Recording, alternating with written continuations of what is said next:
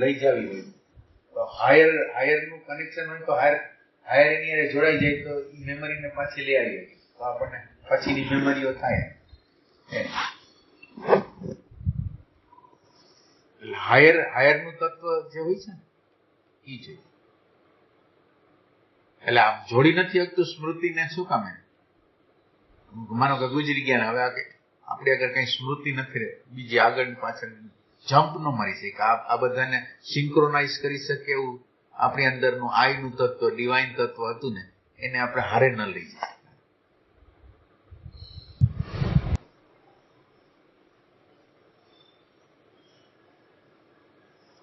તો ભાઈ આ જન્મમાં સ્મૃતિ તો હેરાન કરે છે, એને ભેગી લઈ જવાનું તમે કીધું કયા અર્થમાં? એટલે અત્યારની મેમરી છે ને, એ મેમરી પોતે જીવન છે. એટલે ઓમ મરેલી છે ને, ઓમ અત્યારે ઈ મેમરી આપણા માટે જીવન છે, એટલે મરેલી નથી. એટલે મેમરી તમને કે ઈ તમારે સાંભળવાનું. મેમરી તમને એમ કે આ ખોટું છે એટલે તમને ગુસ્સો આવે. મેમરી એમ કે સાચું છે તો તમને એવું લાગે. એટલે મેમરી અત્યારે મેમરી છે ઈ જીવંત વસ્તુ છે. એની અંદર ઓલું જે ડિવાઇન તત્વ હોય ને, ઈ ડિવાઇન તત્વ છે ને, ઈ જયારે આ બધા વસ્તુને જોવે ને એટલે યોગ્ય રીતે જોઈ શકે. એની અંદર એવી કેપેસિટી મેમરી ભેગી લઈ જાય. એટલે એને લઈ જવાનું.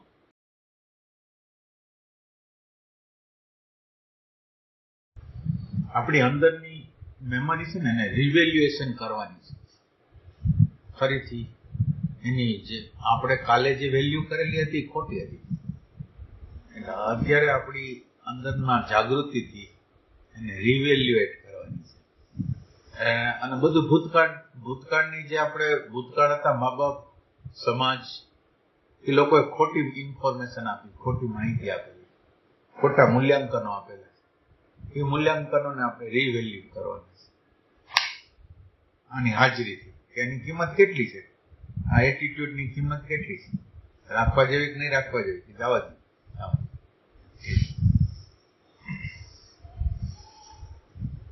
એટલે અધ્યાત્મ છે એ રિવેલ્યુએશન છે ખાલી, બીજું કઈ નહીં. જેનું જેટલું મૂલ્ય છે એટલું આપ્યું છે, એનાથી વધારે નહીં.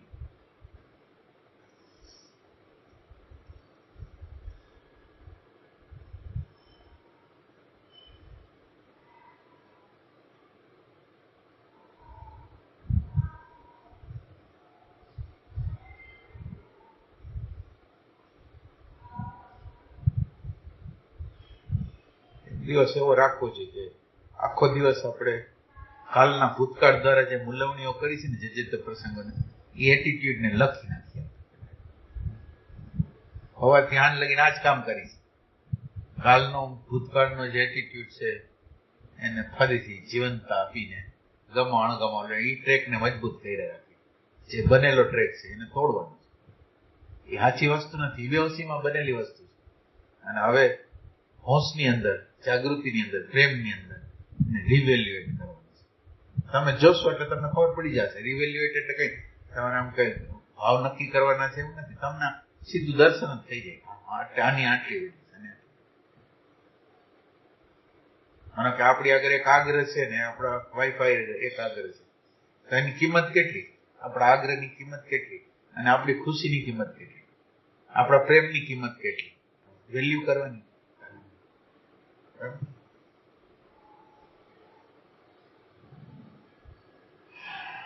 એટલે આપણે રિયલ વસ્તુને જ વેલ્યુ નથી કરતા, પ્રેમને વેલ્યુ નથી કરતા, શાંતિને વેલ્યુ નથી કરતા, આનંદને વેલ્યુ કરતા નથી. આપણો આગ્રહ, આપણી માન્યતા, આપણો ટ્રેક એ સત્ય છે એવું લાગે. એટલે હવે આપણે ઊંધી રીતે એવી રીતે જાય છે કે જેમાં આપણને ખુશી મળે જ નહીં. આપણે આખા દુનિયાએ બાંધવાની સાયકોલોજીકલ.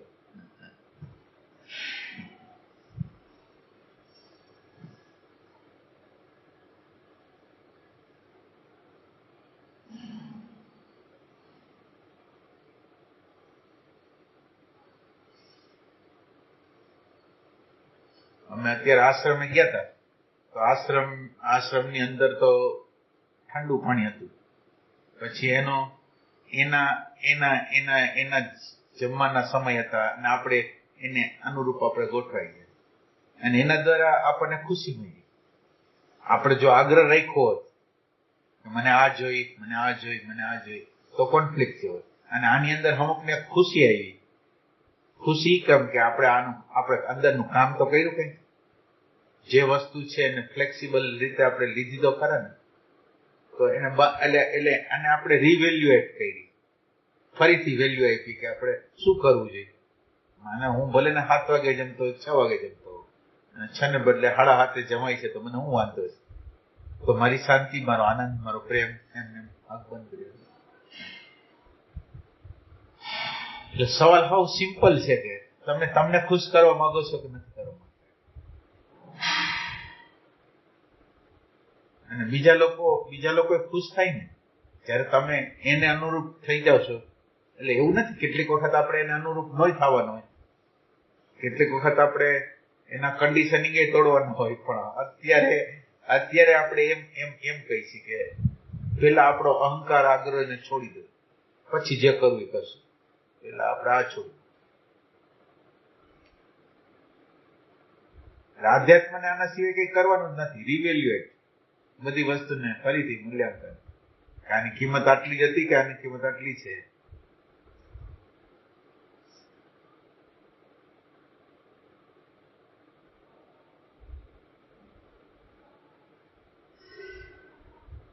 એટલે હવે આધ્યાત્મની અંદર આપણે આત્મા શબ્દ નહીં વાપરી તો હાલશે, બીજું કઈ શબ્દ નહીં વાપરી તો હાલશે.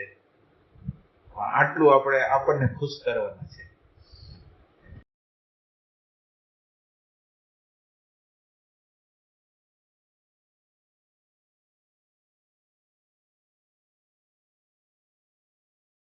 અત્યારે અઘરું લાગે છે.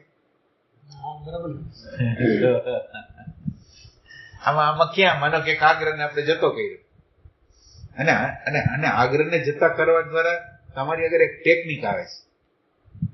આ યંત્રને યુઝ કરવાની ટેકનિક આવે. તમે આગ્રહથી પકડાયેલા નથી ને, તો હવે તમને માનવજાત સાથે, તમારી સાથે કેવી રીતે રમવું એ તમને આવડે. હવે તમે કોઈ અહંકાર અરે, કોઈ ઇમેજ અરે, કોઈ અરે ચોટેલા નથી, તો હવે તમને રાઈટ યુઝ કરતા આવડે કે આને આમ કરવાથી ફાયદો થશે, આને આમ કરવાથી ફાયદો થશે, મને આમ કરવાથી ફાયદો થશે, બધી ખબર પડી જાય.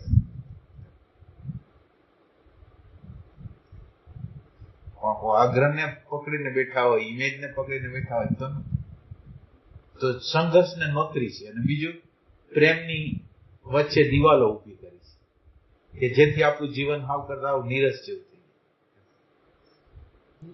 જાય. અહીં આવતા સમજાવે અમે તો બેવા તમે બસ પતી ગઈ.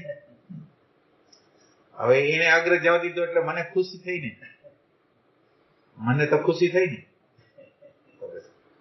એટલે આપણે બીજાને ખુશ રાખવાનું.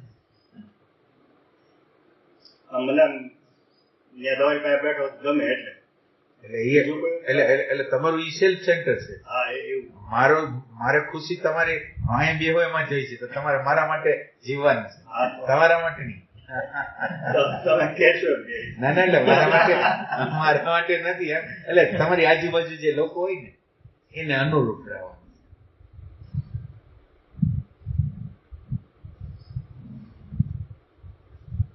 આપણને ગમે છે એને કેવું જોરદાર રીતે હાઈલાઈટ કરી છે કે મને ગમે તમારા લેવા, પણ એ બધા એ બરાબર છે, પણ એ તમારું સેલ્ફ સેન્ટર છે. એક સેન્સથી સેલ્ફ સેન્ટર છે. આપણને જે કન્ડિશનિંગ આપવામાં આવી છે અને એને એક સુખ કહેવામાં આવે છે, એ સુખ છે. આ તો આપણે રિયલ સુખ લેવાનું છે. ખોટું હોય તો કહેજો. ના બરાબર, તમે બરાબર. ના એવું નહીં, એની ચેલેન્જ કરવાની કઈ.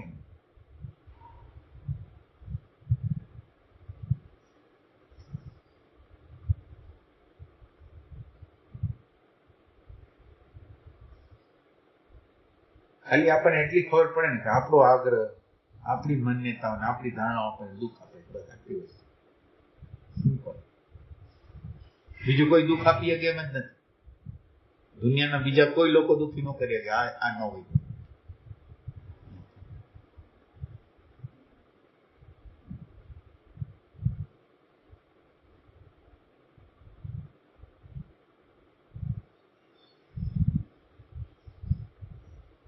આમાં અઘરું છે તમે તો કરશો ને તમે.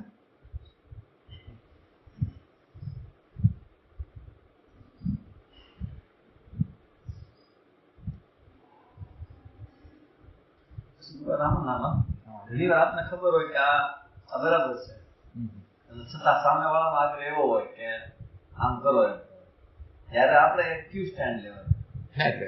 એટલે આપણે સ્ટેન્ડ એવું લેવાનું છે કે હાલો ને આપણે તપાસ કરીશ, જે બેસ્ટ હોય એ કરી.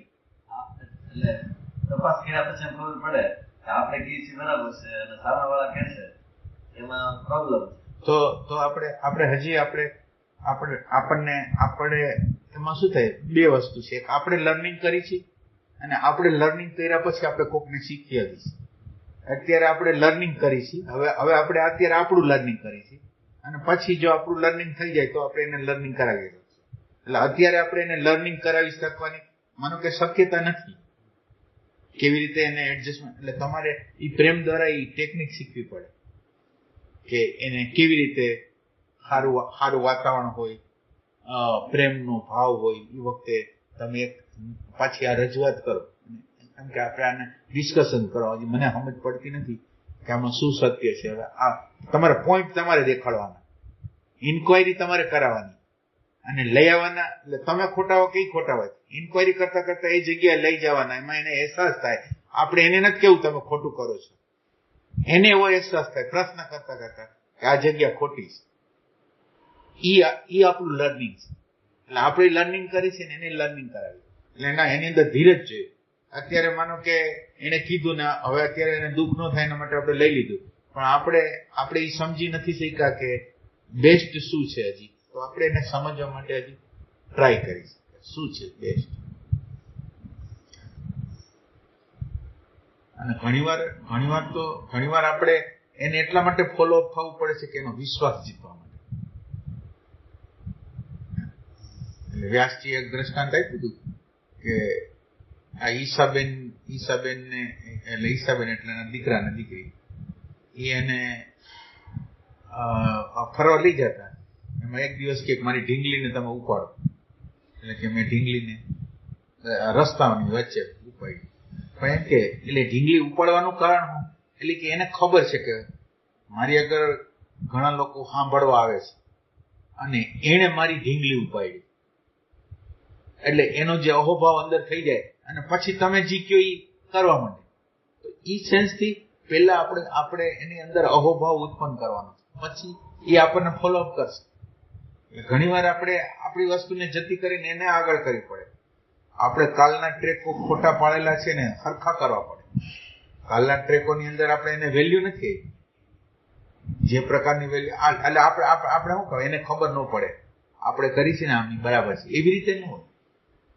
એની હારે કોમ્યુનિકેશન કરી. એટલે હવે માનો કે તમારા વાઇફ છે કે એ લોકો છે તો બિચારાને જૂઠું જ્ઞાન હોય કેવી રીતે હાલે. તો આપણે આપણા પ્રેમથી એને શીખવાડવા માંગીએ છીએ કે આ જગ્યાએ એની આવડત આપણી આગળ છે, ટેકનિક શીખવાની કેવી રીતે આમ. એટલે તમને ઇન્ક્વાયરી કરતા તો પેલા આવડવી જોઈએ શું થતું. એટલે કરવાનું આમ કોઈ સૂચના નથી આપવાની કોઈને કે આમ કરવાનું છે કે આમ નથી કરવાનું. ફક્ત એની હારે કોમ્યુનિકેશન કરતા એને એવા લેવલે લઈ આવવાની કે એની ઇન્ટેલિજન્સ બહાર નીકળે ને એ એમ જ કહે. એટલે તમે પ્રશ્ન એવી જગ્યાએ તમે એવા કોર્નર ઉપર એને મૂકી દો છો કે એને એમ જ કેવું પડે કે આમ કરાય. એ ચાલાકી નથી, તમારી અંદરનો પ્રેમ છે. તમે એને એમ લઈ જાવ છો, એની પાછળ તમારો ઈગો નથી રાખવો. તમે તો એવું તૈયાર છો કે જો હું ખોટો હોઉં ને તો હું બદલવા તૈયાર છું. માનો કે આ વ્યક્તિનો કોઈ પ્રશ્ન સાચો આવી ગયો અને મને ખ્યાલ આવ્યો કે આ સાચી વ્યક્તિ છે તો હું બદલવા તૈયાર છું.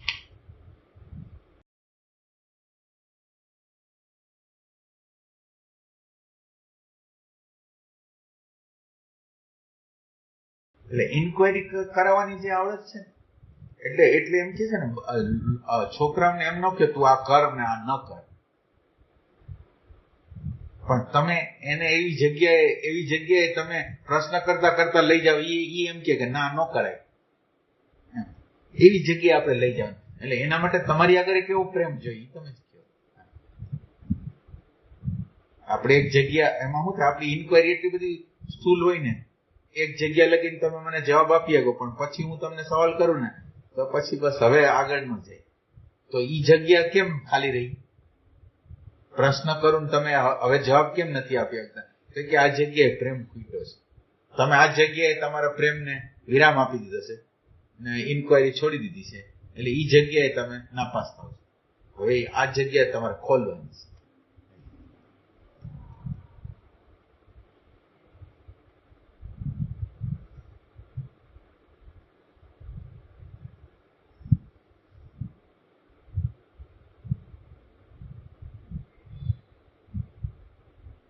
આપણી અંદર એવું હોય છે કે આપણે કઈ સાચું જોઈએ, એ સાચું હોય એટલે આપણે સ્વીકારી ખરા કે તારી વાત સાચી, પણ અંદર ઓલું જે કીધું હોય ને એ જ આપણને સાચું લાગતું હોય.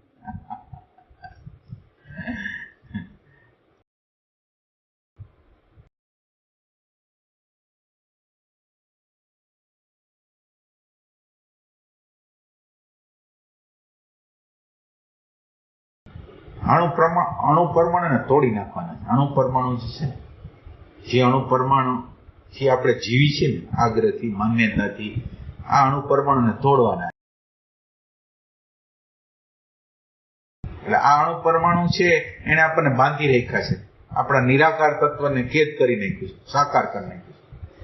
તમે કોઈ પણ અણુ પરમાણુને ચોટી જાવ ને આગ્રહ, એટલે આ સ્થૂળ રીતે તો બરાબર છે, પણ સૂક્ષ્મ રીતે આપણા અણુ પરમાણુ વડે ચોટેલા છે. એટલે આ અણુ પરમાણુ સાથે જે ચોટેલું છે ને એ નીકળતું જવાનું છે, એટલે તમે નિરાકાર તરફ ગતિ કરતા જવાનું.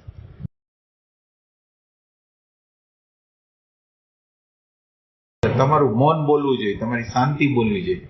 તમારી જયારે પ્રેઝન્સ હોય ને ત્યારે તમારી શાંતિ બોલે, તમારો પ્રેમ બોલે, તમારી સમજ બોલે, એવું કરવાનું છે. અત્યારે શબ્દો બોલે, વિચાર બોલે, સિદ્ધાંતો બોલે, અને ઓલી વસ્તુ જે શાંતિ, આનંદ અને પ્રેમ છે એ દબાય. હવે આપણે પ્રભુનો જો મહિમા ગાવો હોય ને તો અંદરની શાંતિ, અંદરનો પ્રેમ, અંદરની આનંદ, અંદરની પ્રજ્ઞા એને પ્રસારવાનું છે, તો આપણો પ્રેમ સાચો છે.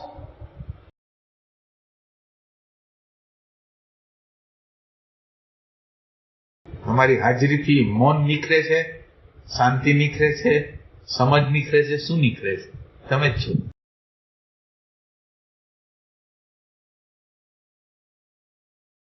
એટલે શાસ્ત્રો, તમે જે મનને વાંચતા હોય ને એ તમારું શાસ્ત્ર છે. મન તમારાથી વાંચી અગાતું હોય ને તો આ જ શાસ્ત્ર છે, આનાથી મોટું એ કોઈ શાસ્ત્ર નથી. મનને વાંચતા આવડે છે કે નથી? મેન્ટાલિટીને વાંચતા આવડે છે કે નથી? એટીટ્યુડને વાંચતા આવડે છે?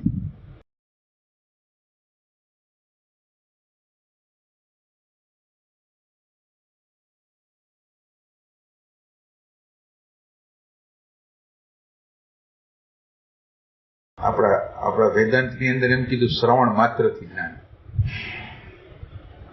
અને આ સાયકોલોજી છે ને એને શ્રવણ કરવાની છે. આ સાયકોલોજી જે આપણી સામે આવે છે ને એને શ્રવણ કરવાની છે. શ્રવણ કરનાર તો કોઈક જોઈ ને. અને શ્રવણ કરનારે કેવો કે જે એમ્પ્ટી હોય, અને બહુ તટસ્થતાથી એને ન્યાય આપે એવો કોઈક જોઈએ.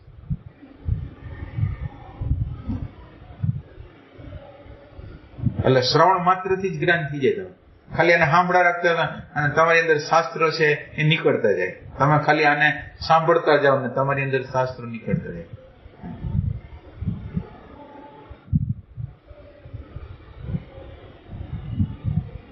આને શ્રવણ કરતા, આ જે વસ્તુ છે ને એને શ્રવણ કરતા નથી આવડતું. એ જેવો વિચાર આવે એ ભેગું જ, વિચાર આવ્યો એ ભેગું જ એના ઉપર રિએક્શન કે આ હોવું જોઈએ, ન હોવું જોઈએ, બરાબર છે ને, હવે તમે સાંભળ્યું ક્યાં એને? ઈ જી કહેવા માંગે છે એને સાંભળો તમે. વિચારને કંઈક કેવું છે, વિચારને આખી સ્ટોરી હિંસાની કેવી છે, રાગની કેવી છે, દ્વેષની કેવી છે, લોભની કેવી છે. તમારે એક વ્યક્તિ યારે બહુ ઝઘડો થઈ ગયો છે ને, આમ બહુ સોલિડ થઈ ગયો છે અંદર ઝઘડો એની યારે, તો તમે વિચાર છે એ સ્ટોરી કરશે. ઈ ઠેઠ પેલા થોડે લગીન નેગેટિવિટી જાય પાછી આવે, થોડી વાર પછી નેગેટિવિટી જાય પાછી આવે, અને એક જગ્યાએ એ આવે કે એનું ખૂન કરી નાખું. છેલ્લે એ સ્ટોરી એમ કહેવા માંગે છે કે હું એનું ખૂન કરી નાખું, મારી નાખું. એ આખી સ્ટોરી જે હિંસાની જે સ્ટોરી હોય ને એ તમને મૃત્યુ લગીને લઈ જાય, ને ઈ સ્ટોરીને આપણે સાંભળો એટલે આખું હિંસાનું આખું માળખું મારી સામે, રાગનું માળખું છતું થઈ ગયું. એટલે આ શ્રવણની કળા છે.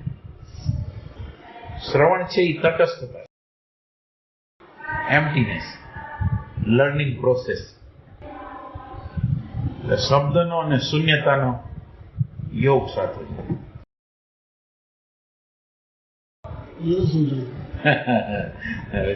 તમારે જવાબ દેવાનો.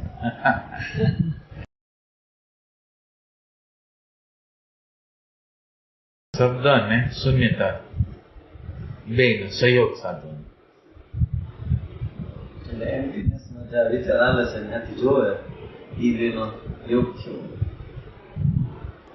શૂન્યતામાંથી શબ્દો નીકળવા જોઈએ. એટલે શબ્દનો ઉપયોગ છે એ શૂન્યતાને પ્રગટ કરવા માટે જ હોઈ શકે, બસ. એટલે આપણે શબ્દને એવી રીતે યુઝ કરી છીએ કે પેલી શૂન્યતામાં જબોડાઈ જાય અને શૂન્યતામાંથી પછી એ શબ્દો બહાર પડે. એટલે શબ્દ હોય પ્લસ એની અંદર શાંતિ હોય, આનંદ હોય, પ્રજ્ઞા હોય, બધી વસ્તુ આમ રેડાયેલી હોય. આપણા માટે શબ્દ મહત્વનો નથી, વિચાર મહત્વનો નથી. આ અંદર રેડાય ને, જેમ જાંબુની ચાસણીમાં કેમ તમે નાખી દો પછી કેવું ગયડું લાગે, ઈ ટાઈપ. શૂન્યતા વાળું કેવું સરસ લાગે, શાંતિ પ્રસરી ગઈ હોય, આનંદ પ્રસરી ગયો હોય, અંદર કંઈક પ્રકારની સમજ પ્રસરી ગઈ હોય, કેવું સારું લાગે. પણ ઈ બોલનાર હોય ને, એમાં હોય ને તો બિચારા સામેમાં આવે. તમારી અંદર ન હોય તો તમે સૂકું બધું આપવાના છો. જે બહાર જે તમે આપવાના છો એ કઈ અંદરનું હાથ લઈને તો આવતું નથી, તત્ લઈને તો આવતું નથી. એટલે ન છૂટકે હું શબ્દ વાપરું છું, અને ન છૂટકે જયારે તમે શબ્દ વાપરો છો ત્યારે શબ્દ આપોઆપ વિરામને પામે. એની રીતે કે અત્યારે શૂન્યતાને છવાવા ગયો, અત્યારે આમ કરવા દો, એટલે એની ઇન્ટેલિજન્સ પછી કામ કરે, શબ્દને શાંત કરે. તમારા માટે શબ્દ મહત્વના નથી એટલે તમે ગમે ત્યારે શબ્દને છોડી દેશો.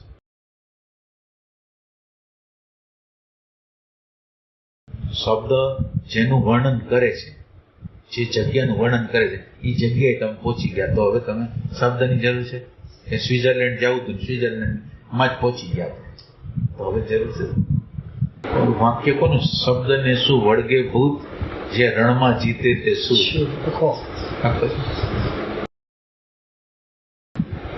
એટલે શબ્દને વળગવાની શું જરૂર છે? રણમાં જીતે એ સુર કહેવાય. શબ્દની અંદર આપણો વાલો નીકળે છે કે નહીં? આપણે શબ્દ બોલતા બોલતા જોઈ છીએ કે એ નીકળું કે નહીં, એ નીકળું કે નહીં, એ નીકળું કે નહીં. અને આપણે તો શું થાય, શબ્દ દ્વારા કે વિચાર દ્વારા પ્રભાવિત કરવા માંગતા હોય.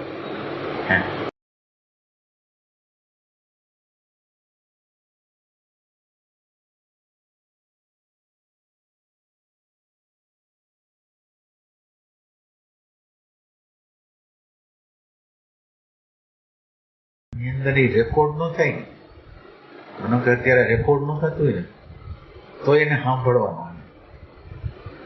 કઈ શબ્દ વગરનું જે છે એ શબ્દ વગરનું અત્યારે આપણે જે અવસ્થામાં બેઠા છે ને એ અવસ્થાની અંદર નોંધાઈ ગઈ, અને શૂન્યતા અંદર આવી ગઈ. આવી ગઈ છે. હજી મને મગજમાં હાલે જ છે કે આ વચ્ચેનું જે ખાલી છે ને ના, એટલે આપણને બહુ વેલ્યુ ન હોય એની. શબ્દ વગરની વસ્તુની વેલ્યુ ન હોય. પણ તમે કોઈક વખત ટીવી જોજો કે ટીવીની અંદર આપણા વ્યાસજી જેવા બોલતા હોય એવા લોકોને તમે જોજો, તો એ જયારે બોલતા હશે ત્યારે એના શબ્દમાં જીવ હોય, એના વિચારમાં જીવ હોય, પણ હોવાપણાનો ક્યાંક અહેસાસ હશે. એટલે ટીવી કેમેરા હોત પકડી લે એ બધી વસ્તુ.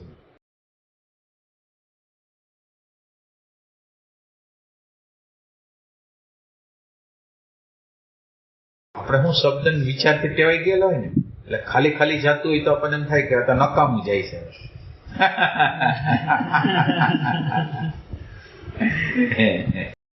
પછી એવું થાય ભગવાન કે એવા શાંતિના સમયે, શૂન્યતાના સમયે કઈ ગીત હોય અથવા કેવી સુગંધ હોય ત્યારે એની એસોસિએશનમાં હોય એ ઘટના ઘટી જાય. માનો કે અત્યારે આપણે એક શૂન્યતાની અવસ્થા હતી હા. અને ઓચિંતા કોઈ મોગરાની સુગંધ આવી, બરાબર. એની સાથે એ બે હારે ફીલ થવા પડે. પછી 2 દિવસ રહીને મોગરાની સુગંધ આવી ને પાછી, તો પાછું આને ખેંચીને લઈ આવે છે. હા, એટલે એ સારી વસ્તુ કહેવાય. એટલે મેમરી જયારે આપણને પાછા આત્મસ્મરણ તરફ લઈ જાય તો એ કામની, એટલે એવી મેમરીને વારે વારે કરવી જોઈએ. એક સેન્સથી જે મેમરીની અંદર આપણને શાંતિનો અનુભવ થયો હતો, આનંદનો અનુભવ થયો, તમે એને યાદ કરીને પાછા એ અવસ્થામાં આવી જાઓ. તમે અત્યારે એમાં એન્ટર નથી થઈ શકતા માનો, તો હવે ઓલી વસ્તુને યાદ કરીને તમે એન્ટર થઈ શકો. તો જો આ એક જયારે આપણે સાધના કરતા હોય ને, જયારે પહોંચી ન કરતા હોય ને, ત્યારે એક કરવા જેવા પ્રયોગ છે. આ લગભગ ઓશોએ બતાવેલું છે. હે? ના આને ઓશોએ જ બતાવેલું છે. એ વર્ક મેમરી પછી અલગ, અને આને તો રીલિવિંગ કહેવાય. ફરીથી તાજું કરું વિડીયો રૂપે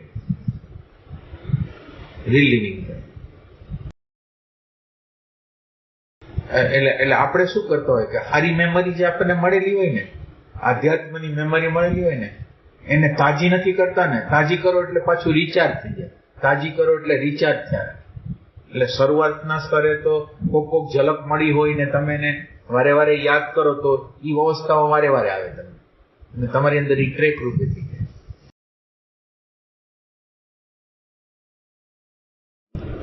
પછી તો તમને વર્તમાનમાં રહેતા આવડી જાય, પછી આ નથી કરવાનું. જ્યાં આપણને હવે આ જગ્યાએ જ પહોંચી નથી શકતા ને, માનો કે અત્યારે સારી મેમરીને મારે ઉપસ્થિત કરવી છે, આપણે ખરેખર સારી આપણને અનુભૂતિ થઈ હોય ને, એને એટલી બધી યાદ નથી કરતા કે જે જીવનનો ભાગ થઈ જાય. અને ઓલી ખરાબ મેમરી હોય એને આપણા જીવનનો બહુ મોટો હિસ્સો બનાવી નાખે. એ જગ્યા એવી હોય છે કે હાલશે મારે, આ જગ્યા એવી હોય છે કે મને ખબર પડી ગઈ કે હું હાલી નથી શકતો, અને છતાંય એના પ્રત્યે જે તીવ્રતા, રુદન થવું જોઈએ એ થતું નથી. એટલે આ જગ્યા હવે હતી, આ જગ્યા આમ હાયરની એન્ટ્રી મારવાનું સ્થાન હતું, પણ એ જગ્યાએ હાયર એન્ટ્રી મારી ન ગયું, નો શરણાગત થઈ ગયો, નો પ્રાર્થના કરી ગયો. બસ આ જે પરિસ્થિતિ છે એને કબૂલ કરી લીધી. એટલે ભગવાન એ કેવું છે કે એ જગ્યા તો વાપરવા આવે છે. હા, ઈચ એન્ડ એવરી મોમેન્ટ ત્યાં લઈ જાય. બરાબર. દરેક વસ્તુ ત્યાં લઈ જઈને જ મૂકી દેશે, ત્યાં લઈ જઈને જ મૂકી દે. ગમે રસ્તો હોય ને ત્યાં લઈ જઈને મૂકી દેશે. એટલે આને પ્રતિબંધક કર્મ કહેવાય. પ્રતિબંધક કર્મ જે કહેવાય ને, કે તમને આનાથી આગળ જવાની ઈચ્છા નથી થતી, એનો અર્થ એમ છે કે હવે તમારે આ પ્રતિબંધ છે, હવે તમારે થોડાક માર ખાવાની જરૂર છે, પ્રકૃતિના મારની જરૂર છે, પ્રકૃતિના કોઈ ત્રાસની જરૂર છે, પ્રકૃતિના કોઈ દગાની જરૂર છે તમારા ઉપર. એટલે હવે તમારા માટે પછી એવા મોકા ગોઠશે ભગવાનને તો ગમે એમ કરીને તમે જગાવે. એટલે ભગવાન ઈ પોઈન્ટ આમ આળસ આવી જતી છે, શું થતું છે? તમસ કહેવાય એને, તમસની અવસ્થા. હા બોલ.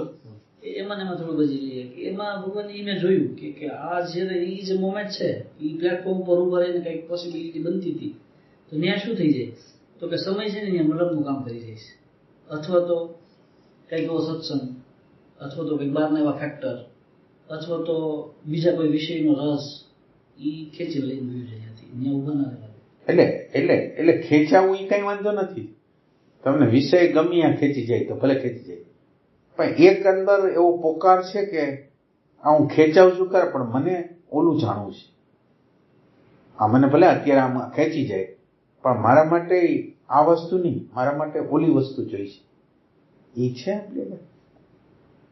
નાનકડો હરખ હોય, તમે જો સ્વાદ ચાખ્યો હોય શાંતિનો, આનંદનો, સમજનો, કંઈ પણ આનંદ, તો તમે ખેંચાઈ જતા હોય. ભૂતકાળની વેલ્યુએશન છે એટલે ઇન્દ્રિયો, માન, મોટાઈ બધું તમને લઈ જતું હોય, પણ તમે અંદરથી પોકાર કરતા હોય કે ભલે આ મારે આકર્ષણ આમ થાય છે ખરું, મારે જવું નથી, મને તો જો તું મને અંદર લઈ જતો ને તો એના જેવું મારા માટે કોઈ વસ્તુ જ નથી.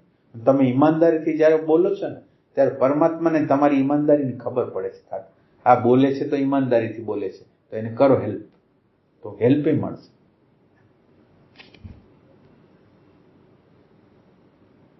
પણ આપણે ત્યાં તો નથી રહેતા ને. અને એક સાથે એક બીજું ફેક્ટર એવું ધ્યાને આવે કે મનનો એક આનંદ, મનનો એક સ્વભાવ એવો જણાયો મને કે નિરંતર એને આનંદ જ જોતો છે.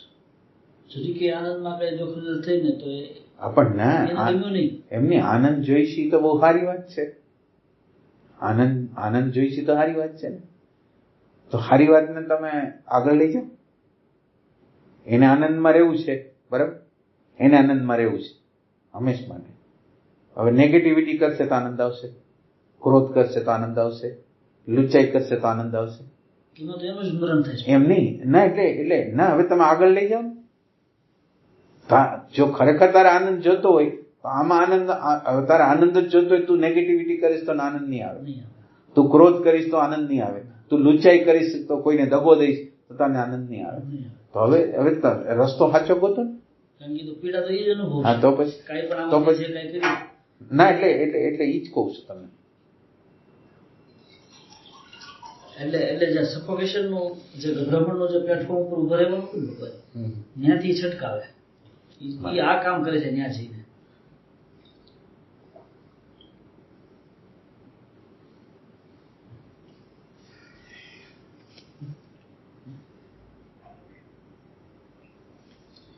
હવે આ તો તમારે જ કરવું પડે. આ દુનિયાના કોઈ સંતો, મહાત્માઓ, અવતારો તમને કાંઈ ન કહે, કોઈ કાંઈ. એ હંમેશા પરમાત્મા અસ્તિત્વ તમને આમ ટકોરા લઈ લઈને ઘટનાઓ તમારી આજુબાજુ ઘટાડી જ રહ્યો છે. ઘટાડી રહ્યો છે, પણ એ આપણી આંખ છતાંય આપણે આંખ નથી ખોલતા. નકર આપણે આમ કહીએ છીએ ને, ભગવાને આવી કેવી દુનિયા રહી છે, ભગવાને આ દુનિયા જ નથી રહી છે એ ટાઈપની. આ આપણા મને આ પ્રક્ષેપણ કરેલું છે. ભગવાન તો તમને બધી જગ્યાએ મારે છે. તમે જોવો, તમે જ્યાં હાથ નાખો ત્યાં માર મળે. તમને એમ થાય કે પૈસાથી આનંદ છે, તમને એમ થાય પત્નીથી આનંદ છે, તમને એમ થાય આનેથી આનંદ છે, તમે હાથ નાખો, આનંદ તો આવતો નથી. તો એણે તો એવું મૂક્યું છે કે તમને જે જગ્યાએ આનંદ નથી, જગ્યાએ આનંદ નથી એમ કરીને બતાવી તો દે છે, તો પણ તમે એક બાજુ હાથ નાખો છો તો વહી શું કરશે? એટલે કુદરત તો માં જેવું કામ કરે. એ નિરંતર આપણા ઘાટ ગયડા રાખે અને આપણી ભૂલું જ દેખાડ્યા રાખે. કોઈ ને કોઈ પ્રકારે જો તમને જોવાની જો ક્ષમતા હોય તો એ નિરંતર તમારી ભૂલ સિવાય કંઈ નહીં દેખાડે.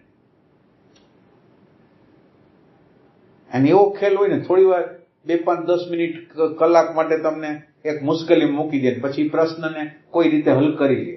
માનો કે એ પ્રશ્ન એક આવ્યો હતો, એને એક વખત તમને મુશ્કેલી મૂકી દીધા, પછી એને હલ કરી લીધો. એને કુદરતની રીતે એને હલ કરી દીધો, પણ એને તમને બતાવી દીધું કે તમને પ્રશ્નને હલ કરતા નથી આવડ્યો. ખાલી એને બતાવી શું દીધું? એમ કે મેં તારી પરીક્ષા લીધી હતી, તને અડધી કલાક માટે સફોકેશન મેં કર્યું, કહેવાનું શું થશે, અને ક્યાંકથી રસ્તો મેં આપી દીધો. પછી રસ્તો મેં આપી દીધો, પણ એ રસ્તો આપ્યો, પ્રશ્ન ઉભો કર્યો અને રસ્તો એને આપ્યો. ખાલી એને એટલું બતાવ્યું કે તમે આ પ્રશ્નને સરખી રીતે હલ નથી કરી શકતા. એ બતાવવા માટે એને આ પ્રસંગ ઉભો કર્યો.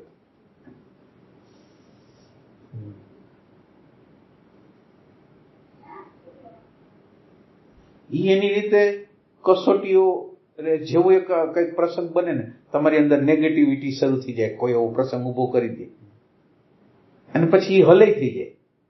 પણ એ હલ થવું ને પ્રશ્ન ઉપસ્થિત થવો, એ વચ્ચે એ એમ કહેવા માંગે છે કે તમને આ આવડત ન આવડી. પ્રશ્ન તો સમયના ગાળામાં નષ્ટ થઈ જાય છે, પણ આત્યંતિક રીતે તમારે જો નષ્ટ કરવું હોય તો તમારી આગળ એની સમજ હોય છે.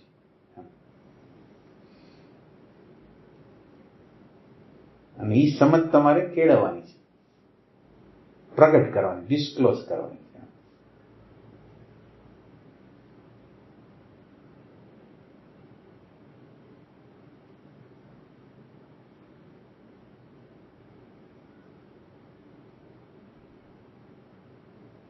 તમે કહેતા હતા કયો? એટલે ભગવાન એવું થાય કે નેગેટિવ ના પ્રસંગો આવે જયારે નેગેટિવિટી ના, ત્યારે અંદર ત્યારે પ્રાર્થના ઉઠે ત્યારે કે આ હવે નથી જોતું એમ, અથવા આંતરિક મને જે મારે કહેવાય ને કે પરમેનન્ટ જે શાંતિ જોઈએ એ અવસ્થા આપે. ઈ પ્યાસ પછી ધીમે ધીમે જયારે પ્રશ્નનું સોલ્યુશન થઈ જાય ને એટલે પાછી ઓછી થઈ જાય અથવા શાંત થઈ જાય. ના, એટલે એ એક હિપ્નોટિઝમ છે. એ તમારી રિયલ ઈચ્છા નથી, રિયલ ઈચ્છા નથી. નેગેટિવિટી, માનો કે આપણે આજુબાજુના લોકો પ્રત્યે જે નેગેટિવિટી ભાવ થાય છે, ઘર્ષણ થાય છે, સંઘર્ષ થાય છે, એ આને જોઈ છે સગવડતા, આને જોઈ છે એટેન્શન. હવે એટેન્શન ન મળ્યું, તાપ જે લાગ્યો છે એ અહંકારને લાગ્યો છે, જીવાત્માને નથી લાગ્યો.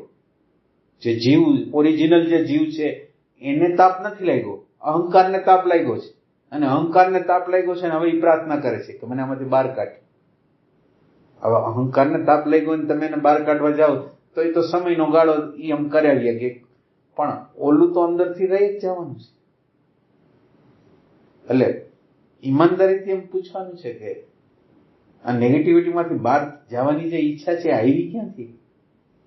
આવી ક્યાંથી? તમારા ઓરિજિનલ રિમોર્સમાંથી આવી છે કે હિપ્નોટિઝમમાંથી આવી છે? આધ્યાત્મના કે ધર્મના હિપ્નોટિઝમમાંથી આવી છે. હવે એ તો આપણે ગોતતા નથી.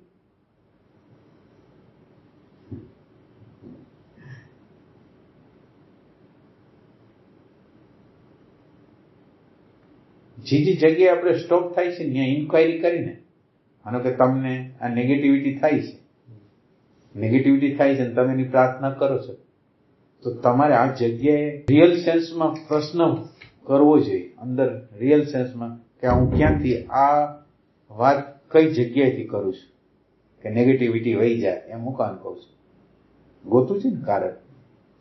અને આ બધી વસ્તુ કેવી ઝાંઝવાના જડ જેવી હોય, તમે ગોતવા જાવ તો દ્રશ્ય થઈ જાય હોય જ. એટલે એ હતું જ નહીં, આવું ખોટી વસ્તુ હતી. એ તો હતી જ નહીં, અંદરની વસ્તુ નહોતી, તે બનાવટ હતી. ખાલી તમને દેખાઈ ગયું એટલે બનાવટ વહી ગઈ, બીજોમાં કઈ નથી. એ કઈ હતું જ નહીં, ખાલી તમને અંદર તમે સારા માણસ છો, ધાર્મિક માણસ છો, આધ્યાત્મિક માણસ છો એવું બતાવવા માટે આવેલી વસ્તુ હતી. તમને ભ્રમણા પેદા કરવા માટે આવેલી વસ્તુ હતી.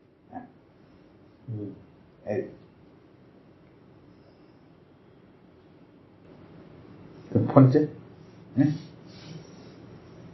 એટલે ભાઈ આમ જોઈએ તો એવું કઈ કઈ ને કે જો ખરેખર હોય હિપ્નોટિઝમ માંથી ન હોય તો કામ કરવા માંડે. હા, હવે કામ નથી થતું એનો અર્થ એ કે આ હિપ્નોટિઝમ. બસ તમને જવાબ ઓલું તો નિયમ જ છે ને કે નિયમ છે. સાચી વાત છે. તો ઓલો દરવાજો ખખડાવશે, ઈસુ ખ્રિસ્ત જે કહે છે ને દરવાજો ખખડાવો, એ આ જગ્યાએ કહે છે, ઓલા દરવાજા નથી કહેતા. તમે અત્યારે જે જગ્યાએ ઉભા છો એ દરવાજોને ખખડાવો. એટલે અત્યારે તમે જે ઉભા છો આ જગ્યાએ તમે ઉભા છો કે તમને નેગેટિવિટી નથી ગમતી, એ જગ્યાએ દરવાજો ખખડાવો કે આ અભ્યાસ આવી ક્યાંથી? આ દરવાજો છે, એને તમે ખખડાવો છો. ખખડાવો છો એટલે એની ઇન્ક્વાયર કરો છો, ખરેખર ક્યાંથી આવ્યું. હવે આ જો ક્યાંથી આવ્યું એ તમને ખબર પડે, દરવાજો ખુલી જશે, અન્ડરસ્ટેન્ડિંગ આવી જશે. તો એ આપણે કરતા નથી.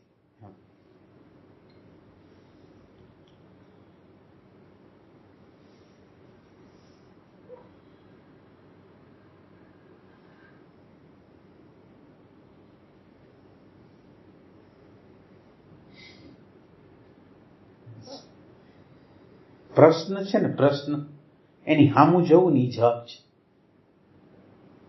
પ્રશ્નની સામું એટલે પ્રશ્નની સામું ખોલતા જાય તો એનો જવાબ મળી જાય.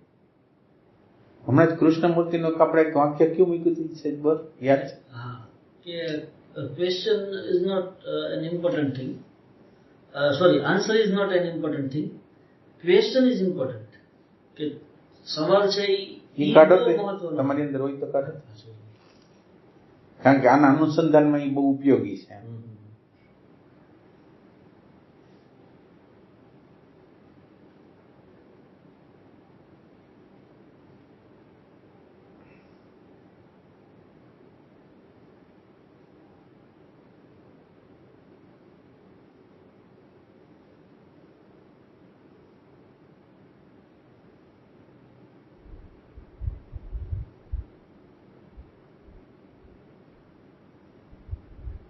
માનો કે તમારું સ્કૂટર બંધ પડ્યું છે, તો સ્કૂટર બંધ પડ્યું હોય તો શું ઓલું પેટ્રોલ જે છે એની નળીની અંદર કચરો આવી ગયો છે, કાર્બોરેટરની અંદર કચરો આવી ગયો છે, પ્લગમાં તમે પ્રશ્ન સામે જુઓ છો, જવાબ નહીં. એટલે તમે પ્લગને ખોલો છો, તમે નળીને જુઓ છો કે નહીં આ બધું આવે છે કે નહીં, પ્લગને જુઓ છો, કાર્બોરેટરને જુઓ છો, ક્યાં પ્રોબ્લેમ ક્યાં છે. તો હવે તમે જે જોતા જાઓ છો, માનો કે પ્લગ બરાબર છે, પછી ઓલો કાર્બોરેટર જોઈ તો બરાબર છે, તો કે નળીની અંદર કંઈક પ્રોબ્લેમ છે, કચરો આવી ગયો, તો તમે જે જગ્યાએ પ્રશ્ન શોધતા હતા તે ખબર પડી કે અહીંયા તો કચરો છે, તો હવે કાઢ નાખો કચરો, જવાબ મળી ગયો. આપણે જવાબને જોતા નથી, પ્રશ્ન જે છે પ્રશ્નની સામું જોતા જાય કે આ જગ્યાએ છે કે આ જગ્યાએ નથી, આ જગ્યાએ છે નહીં, આ જગ્યાએ છે, તો આ જગ્યાને હરખી કરી દીધી. તમારે પરમાત્માનો સાક્ષાત્કાર કરવો છે એમ સમજો. તમારે પરમાત્માનો સાક્ષાત્કાર કરવો છે તો પરમાત્માની આડે શું આવે છે? પ્રશ્ન. તમે જો પરમાત્માને મેળવો છે ઈ જવાબ છે. પરમાત્મા શું કામ નથી મળતો? તો કે મારી અંદર રાગ છે, મારી અંદર દ્વેષ છે, મારી અંદર, તો આ રાગ ઉપર, દ્વેષ ઉપર, આ પ્રશ્ન છે એના ઉપર હું ફોકસ કરું છું. આ પ્રશ્ન હરખા થઈ ગયા એટલે ઓલું તત્વ મળી ગયું. હા ભલે. To ask the right question is far more important than to receive the answer. એટલે જવાબ મેળવવા કરતા To ask the right question. Right question right કરવાનો કે ભાઈ મને નેગેટિવિટી શું કામ નથી ગમતી, હું રાઈટ ક્વેશ્ચન કરું છું. નેગેટિવિટી નથી ગમતી મને ડેટા દ્વારા આપવામાં આવ્યું છે. અને આમ અહંકાર તો બધા પ્રશ્નથી આગો જ જવા માંગે છે. પ્રશ્ન એટલે શું? એને સંઘર્ષ નથી કરવો, એને તણાવ નથી કરવો, એને ભલે આર્ટિફિશિયલ જીવન, એડજસ્ટમેન્ટ વાળું જીવન જોઈ છે, એટલે પ્રશ્નની સામે જ નથી આવતું. The solution of a problem lies in the understanding of the problem.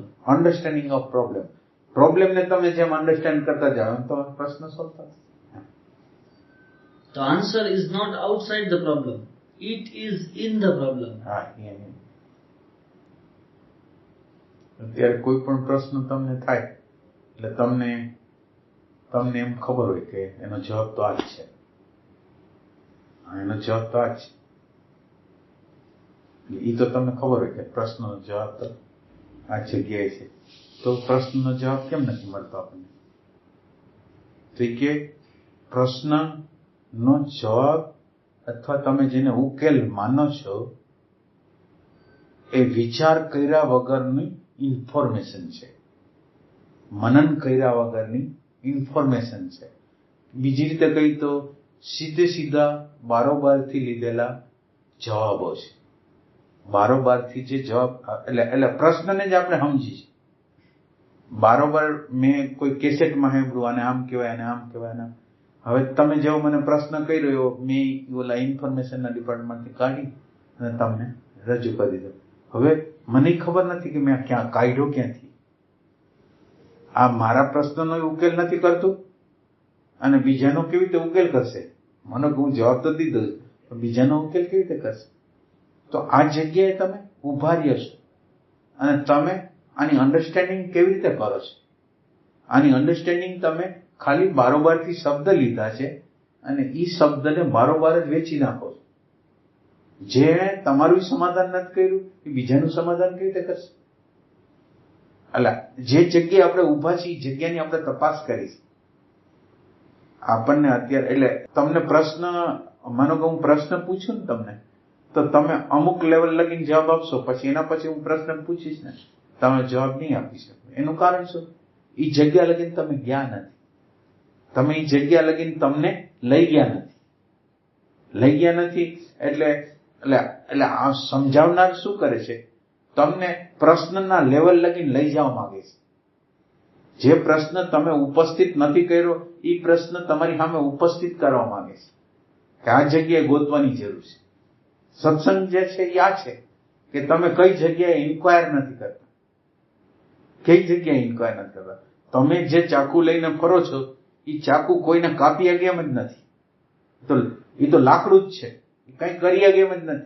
એમ તમને ખબર પડે તો લાકડાને તમે મૂકી દો ને ચાકુ લ્યો. અત્યારે તમે જે લ્યો છો ને ઈ જ્ઞાન છે જ નહીં, અને તમે એનો જ્ઞાન તરીકે ઉપયોગ કરો છો. એ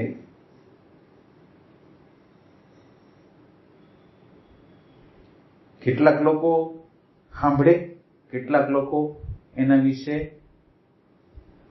વિચાર કરે, પણ વિચાર કેવો કરે? હવે તમે જયારે મૂળ કેન્દ્રને સ્પર્શો ન હોય ને, તમે જયારે મૂળ તત્વને સ્પર્શ ન કર્યો હોય ને, એટલે તમારે આ માટા મારવા પડે પેરીફરીમાં, અને તમારે આખો જવાબ જે લઈ આવો ને તમે જયારે હાર્દને જ અડ્યા નથી, એટલે હવે તમે જે કરશો, માનો કે તમે બુદ્ધિ જે હલાવશો ને એમાં, એ બુદ્ધિ પેરીફરીમાંથી ઇન્ફોર્મેશન, અને તમે જાણે કે અર્ક પેદા કર્યો હોય ને એવી રીતે તમે રજૂ કરશો. પણ ઈ વસ્તુ સાચી નથી જે તમે લેવા ને. એટલે તમે ઇન્ક્વાયર કરો છો કે કઈ જગ્યાએ હું ખોટો છું. આ હું તમને બતાવું છું, શું કામ બતાવું?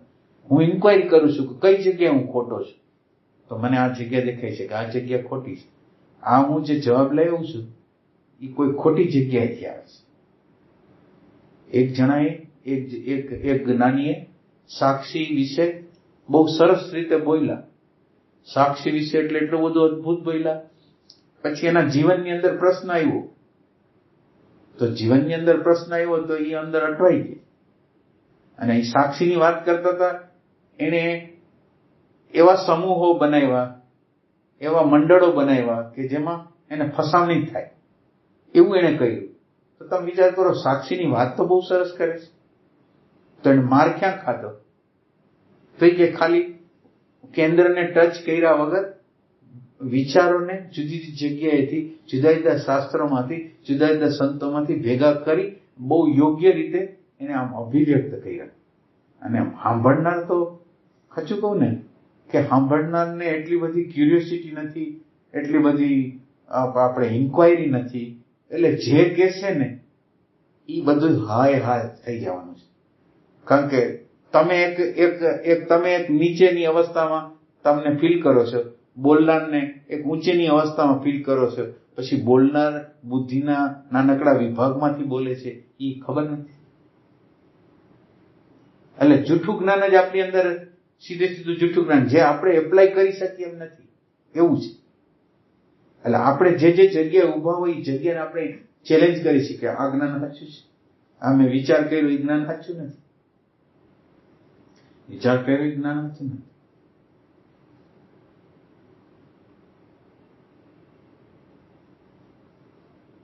એટલે કેટલાક લોકોને હું આની અંદર સાંભળતો હોઉં, આની અંદર એ લોકો કોને જાગૃત વ્યક્તિ કહે છે, કોને કઈ વ્યક્તિ કહે છે, અને એને લોકો જાગૃત કહેતા હોય કે આ વ્યક્તિ જાગૃત છે, આ વ્યક્તિ જાગૃત છે. એની અગર મંડળ એ મોટું હોય. હવે એ વ્યક્તિને પૂછવામાં આવે કે આ વ્યક્તિ જાગૃત છે કે નથી જાગૃત, એટલે એ જયારે જાગૃતિનો એમ કહે ને કે આ જાગૃત છે, એક ભાઈને એવી રીતે પ્રશ્ન પૂછવામાં આવ્યો, એટલે આ ભાઈએ કીધું કે જો મારી સામે આ વ્યક્તિ બેઠી છે ને એ જાગૃત છે, આ જાગૃત છે અમારા. મેં કીધું એટલે જાગૃતિનું લેવલ કેટલું ડાઉન કર્યું. આ વિશ્વની અંદર વિરલ વ્યક્તિઓ જ એનલાઇટન થઈ શકે, વિરલ વ્યક્તિઓ. તમે ગમે એને કરી દો તો. એટલે આ એટલે તમને જે કહેવા માંગુ છું, ઇન્ફોર્મેશનનો જે ડિપાર્ટમેન્ટ છે ને, અંદરના હાર્દને ટચ નથી કરેલો ને, એટલે તમે કોઈ પણ વ્યક્તિને તમારા બુદ્ધિની ક્ષમતા પ્રમાણે એને જાગૃત અજાગ્રત જે કેવું એ કહી દો છો, પણ તમે અંદરનો ટચ નથી કર્યો. અંદરનો જયારે ટચ થાય ને ત્યારે તમે સાચું જગત જે ખુલે ને એ અંદરનો ટચ થાય ને તો જ ખુલે, ને તો ખુલે નહીં. બધા અંદાજ, અને અંદાજ કઈ જેવા તો એટલે વ્યક્ત કરનારની અંદર બૌદ્ધિકતા એટલી બધી હોય ને, જુદા અને એની બુદ્ધિની ક્લેરિટી હોય તો એ બધું જુદી જગ્યાથી ભેગું કરીને બહુ સરસ રીતે તમને અભિવ્યક્ત કરી દે. પણ અભિવ્યક્ત કરી દે એનો અર્થ એમ નથી કે એને ખબર છે, એની એવા આપણે છીએ.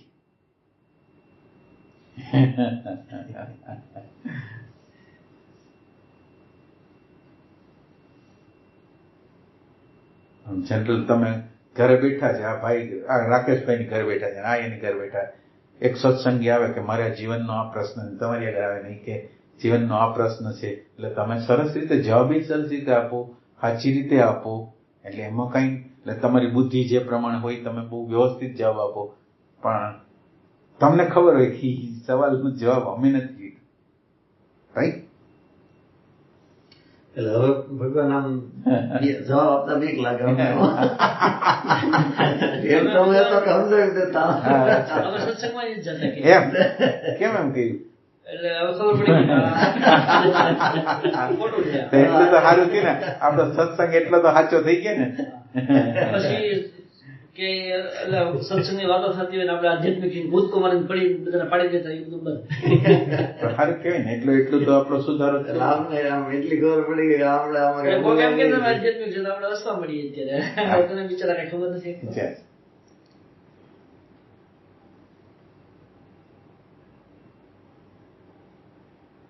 પેલા તો લાખલીમાં એમાં કોઈ બોલાતું નહીં.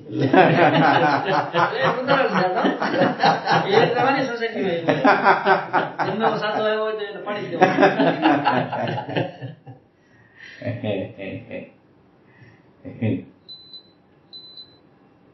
હવે એવું થઈ ગયું આપણે હજી ખબર નથી પડે તમે કોને સમજાવો. ના પણ એટલે આમ સારી વસ્તુ કહેવાય. ઓલું આપણે હાવ ઊંધાટા ચડત એને કરતા આમ આપણે આવી ગયા તો રાઈટ પોઈન્ટ ઉપર. આપણે ખરેખર ખબર નથી કોઈને કેમ વિચારવાનો પ્રોબ્લેમ કેવો હોય આપણને શું કેવું.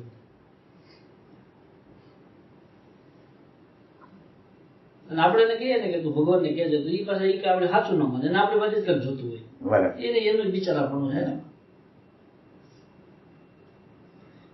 એટલે પ્રશ્ન ખોટો એટલે એને જોતું હોય ખોટું છે કે નહીં? પ્રશ્ન જ ખોટો છે જ્યાં, એટલે જોતું હોય એ ખોટું જ હોય.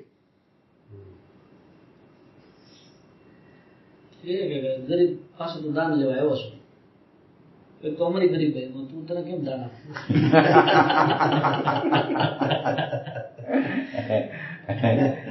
સારું કહેવાય ને, પોતા ઉપર હસી શકીએ આપણે. બીજા ઉપર તો હસતા હતા પણ હવે આપણા ઉપર એટલે એ આમ ચોખ્ખું ચટાક થઈ ગયું કે આપણે કઈ નથી. ધીમે ધીમે ભાન થતું ગયું આમાં કઈ બોલાયું હતું. કૃષ્ણમૂર્તિ એ ઘણું તમારો સત્સંગ કૃષ્ણમૂર્તિ.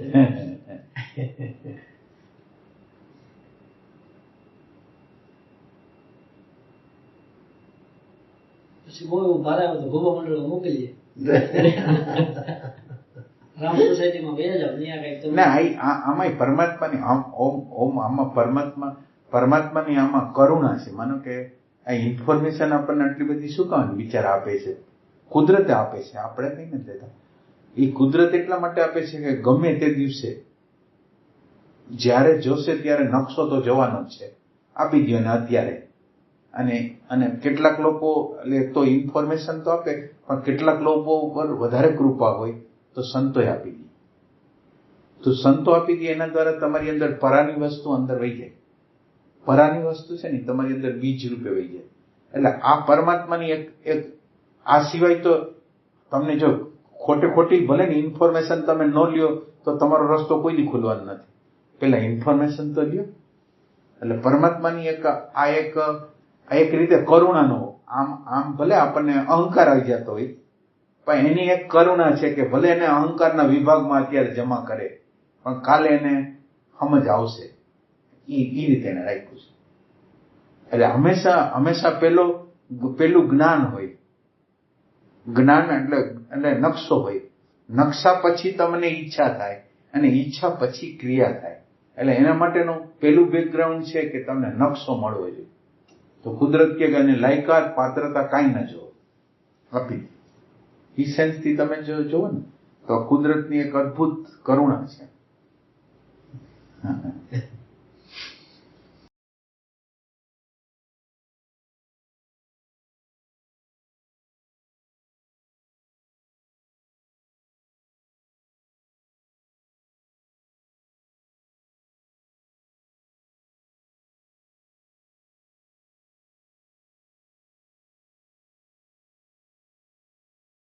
તમારો પ્રશ્ન એક દિવસમાં જ પતી ગયા તો મારે તો બીજે દિવસે ભાગી જવું પડશે.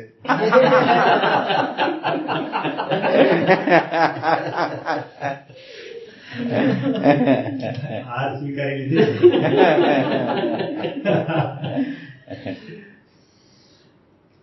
પણ ભાગ્યશાળી કહેવાય કે આપણે હાર સ્વીકારીને, જીત સ્વીકારીને એમાં તો અનંત જન્મ વહી જાય, પણ હારની અંદર ઓછા થઈ જાય જન્મ આપણા.